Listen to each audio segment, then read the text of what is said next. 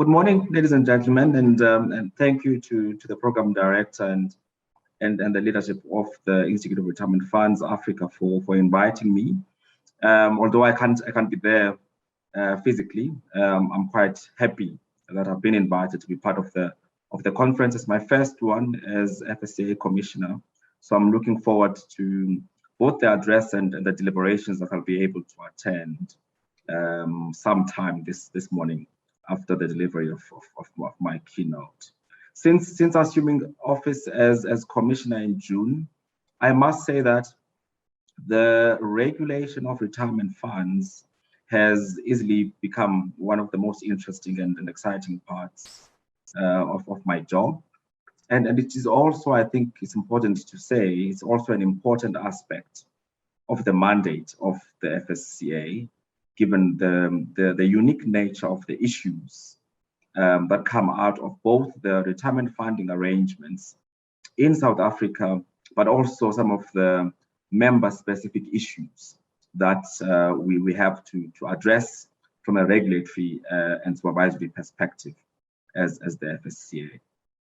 So I've been asked to talk about leadership in times of crisis and the need to develop and maintain the leadership skills for a well-functioning industry. So what I thought I would do in structuring my thoughts to cover that topic is to talk with the following things. The first, the COVID-19 context itself, and what I understand to be some of the challenges for leaders and leadership within that context. Then I'll also talk about related issues that I think are quite important for the industry, and where we need to be deepening focus and building out expertise. And those include sustainable investing, the area of governance per se, and two strategic themes which I think are really important to address and to get right if we are to achieve a well-functioning industry. And those are arrear contributions and transformation. And then I'll conclude.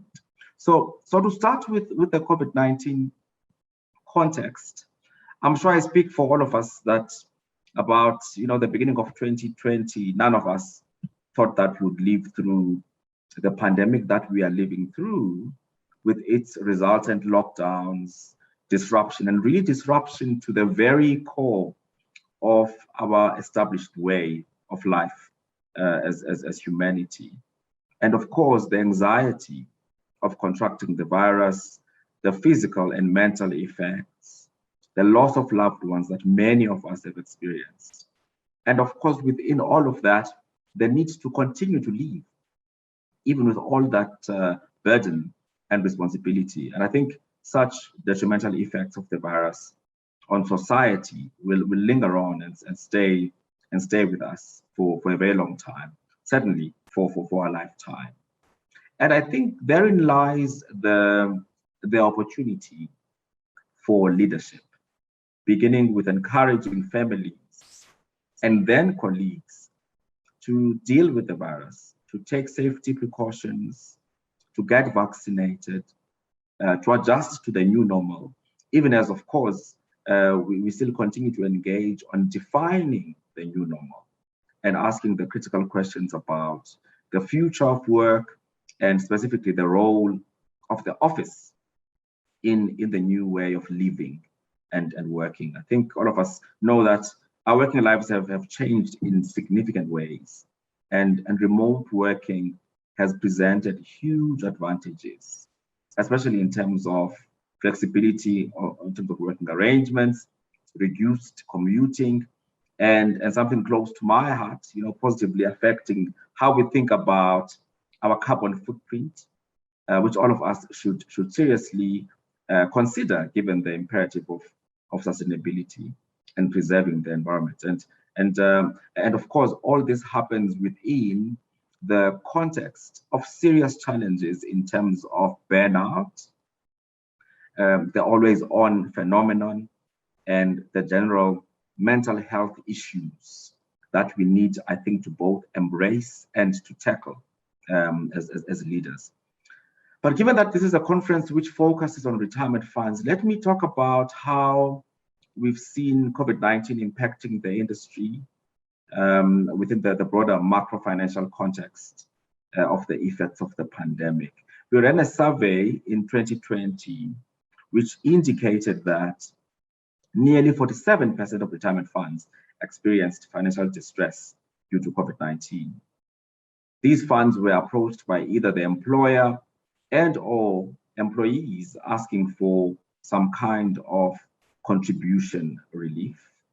Smaller funds especially experienced the biggest brunt of the pandemic, with the greatest number of requests for relief coming from the manufacturing and services industries in terms of our data. And I guess this reflects the disproportionate economic impact on various subsectors of the economy emanating from the early approaches which were adopted for the management of the pandemic. We have equally seen a huge increase in terms of liquidation cases, which of course was a further indication of stress placed on employers by the pandemic. But also, I mean, COVID has raised some important and critical questions about the structure of our retirement system and I guess retirement funding arrangements. But that's happened not just here, it's happened also elsewhere in the world. And those questions include whether we should be allowing early access to retirement savings to assist those in financial need, whether we should consider compelling some form of emergency savings to deal with some of the experiences that people go through when there's a shock to incomes. And of course, questions like whether employers will continue to provide retirement funds as a condition of employment. Noting that, for example, here in our country, we don't legislatively compel participation in a retirement fund. And I think quite important is that the backdrop where we're having these conversations is of course that we're a nation with a poor household savings culture.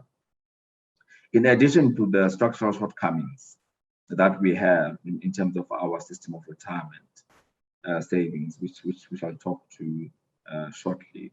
For example, we were rated 31st ranked 31st out of 43 countries in the 2021 MESA 13th Annual CFA Institute Global Pension Index report. And this ranking basically gives us a C grade when using the adequacy, sustainability, and integrity criteria. Just by way of example, to compare with others, the UK got a B, Australia, I think, also got a B, and Netherlands got an A. A report classifies our system as one with good features. This is our retirement system, as one with good features, but also major risks and shortcomings. And as you will know and agree, a C grading is a relatively average or mediocre outcome. It's certainly not one that I encourage my kids to get from school. So I think that we should definitely aim higher. And it's not difficult to identify the areas of improvement in our system, which are preservation, coverage, and governance. I won't talk to any great detail about preservation and coverage. I think these are policy issues with a big P, and Treasury is leading the charge on this. I'll talk a little bit about governance. And in this context, you will be aware of the work that the National Treasury has been doing with regards to the two-bucket system. The feedback that we've seen and received across the spectrum, industry and journalists and others who are close to this work, has been really overwhelmingly supportive and positive of the proposed two-bucket system.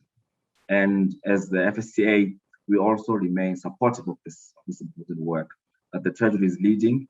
And we are of the view that it will definitely yield improved outcomes for retirement savings in South Africa, and also assist in achieving much higher replacement ratios, hopefully around 75%. As you know, that only 6% of working South Africans are expected to retire comfortably.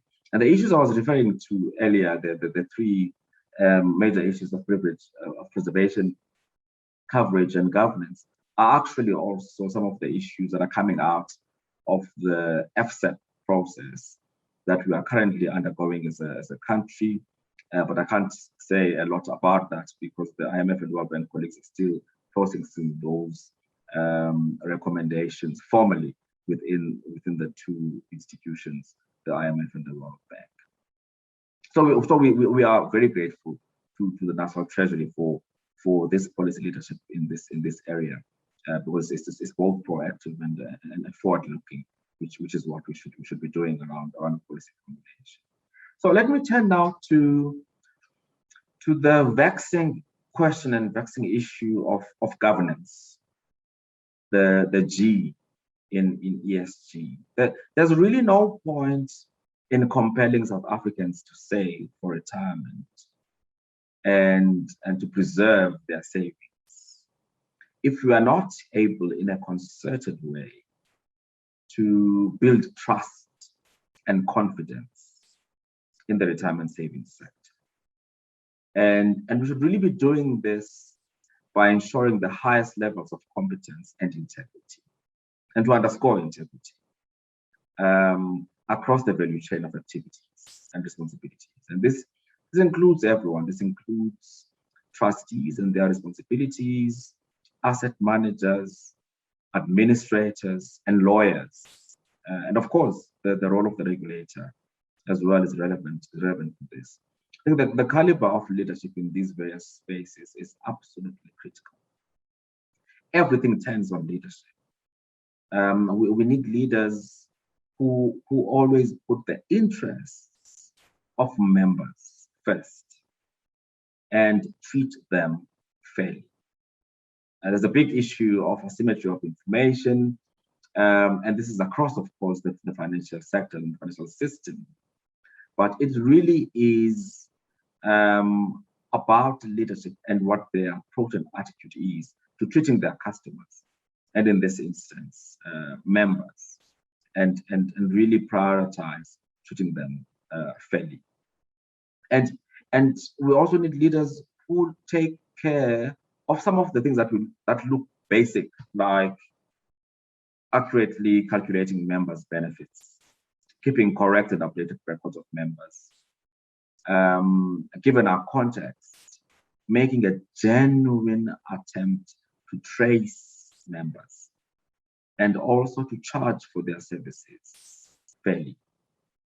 Members of retirement funds deserve no less, and this is not us doing them a favor. We owe it to them and their families to ensure that they have a decent savings when they enter retirement. It's kind of the whole point of the exercise and the whole point of the existence of the industry. And we should really have this as a foundational preoccupation.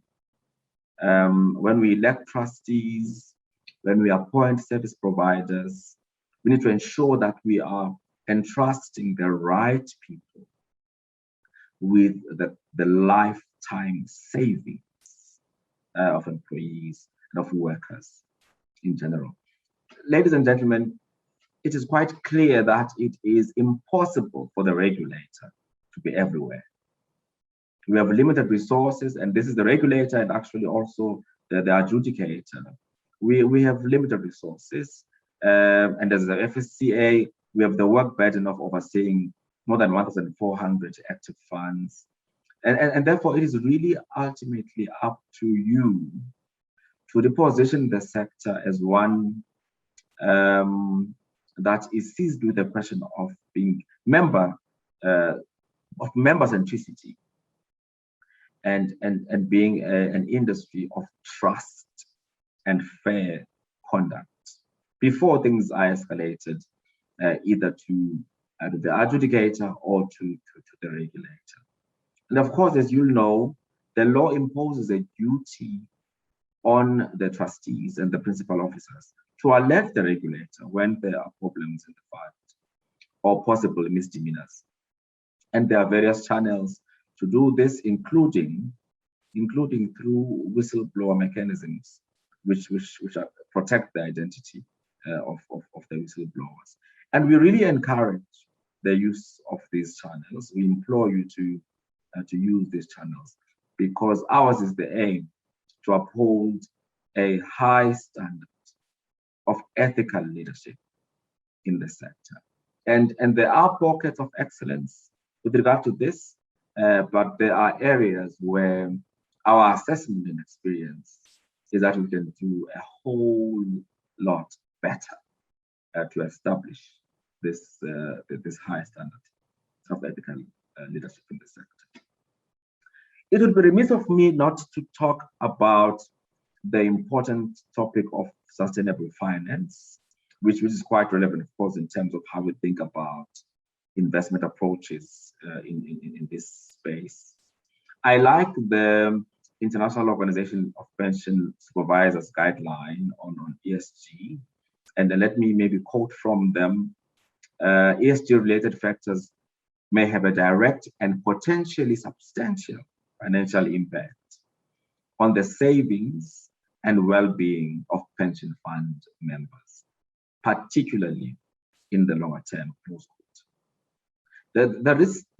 This risk factoring that's being referred to here really relates to all asset classes. And put differently, sustainable, responsible, or impact investing at its basic form means considering ESG factors as part of the general risk management process. It's good to note that the industry has done well actually in ticking the right boxes in terms of the IOPS guidelines on ESG, which is a global standard. And the point is that these concepts at their basic level means that we should consider all the relevant risk factors, all, underline all, that could possibly have a negative or positive impact on financial returns. But I think this is quite an important point to make. So ESG factoring does not mean that you ignore or relegate financial return considerations to a secondary priority. It does not mean that you neglect your fiduciary duty to members. And it also does not mean charitable investments. It just means capital with a conscience. We saw recently world leaders convening to discuss strategy and agreements, discussed agreements in tackling the global climate challenge under the COP26 banner in Glasgow, Scotland. Given the reality that climate conditions have become more extreme, more volatile, unpredictable, we've seen record high temperatures, droughts, flooding, etc. And all of this is experienced all over the world. And South Africa, of course, in our own experience, we have amongst the highest carbon footprints if you compare us to our G20 peers. It's important for us to realize that without the environment, without the planet, we won't have another place. There's no alternative place for us to enjoy the privilege of being alive. And in fact, in the context of this conference and this industry, the very same retirement that we are saving towards and encouraging others to do as well could become meaningless if we are to retire in a wasteland. And so one of the good things about the COVID-19 pandemic is that during the hard lockdown, pollution was really visibly reduced in many of the major cities of the world. And I think there's an opportunity for leadership to consider those experiences and to take into account both the advantages and disadvantages quickly learn from them, and decide on what new work-life balance and working arrangements going into the future, what those should look like from where we have a privilege of leading in our context. It does seem most unlikely that we will have the previous default of everyone being required to be in the office 5 days a week and so on. I think that a new default would very possibly be a hybrid arrangement, enabling a combination of work from the office and remote working. Of course, this has got implications for some sectors in the economy, commercial property, transport, and so on. And we'll need to process all of those considerations when we are making those decisions. But the point is that leadership has got the opportunity to make history and to shape the future. And we will all have to demonstrate agility in leading change and then making the adjustments that are required by the times within which we live. And of course, technology will play a critical role as an enabler for this new working order. And so will investing in green infrastructure as well. I mean, of course, we encourage investment in infrastructure in general. But as we think about how we contribute to the recovery, we have to think about, of course, the pertinent issues around green investments, greening the economy, sustainability, and of course, investment in infrastructure. You'll be aware of the proposed revisions to Regulation 28 to refer to infrastructure as a separate asset class. And this is not about mandating investment in infrastructure, but really it is a way for the regulatory framework to respond to and to enable investment for balanced and sustainable economic growth in South Africa, given of course also the transformative multiplier effects of infrastructure investments. Let me turn now to the issue of arrear contributions. As I've indicated earlier, COVID has had a major negative impact on many retirement funds. What we've been doing as the FSCA is to assist funds by reminding them of rules which enable them, of course, upon agreements between employees and employers, etc., to reduce or suspend contributions during major shocks, such as the one that is a once in 100 years shock that COVID-19 represents. But it is equally important for us to remind employers of their obligation to honor their commitments and to pay over deductions into respective retirement funds in the absence of an agreement between employees and employers. To the contrary, we've experienced a lot of this over over recent times, and it's a concerning and worrying trend that we are having to deal with as the FSCA. Failure to do this is a criminal offense in terms of the Pension Funds Act, which can result in the management of the company being held personally liable. The onus really rests on the fund to both monitor and ensure that non-payment of contributions is brought to the attention of employers immediately when it occurs. The fund should have, of course, access to contribution schedules or bank statements and so on. So they should be able to pick this up sufficiently early and to deal with it. We are currently finalizing a conduct standard as the FSCA that will assist the funds and, of course, the regulator to protect workers and members more effectively in this area.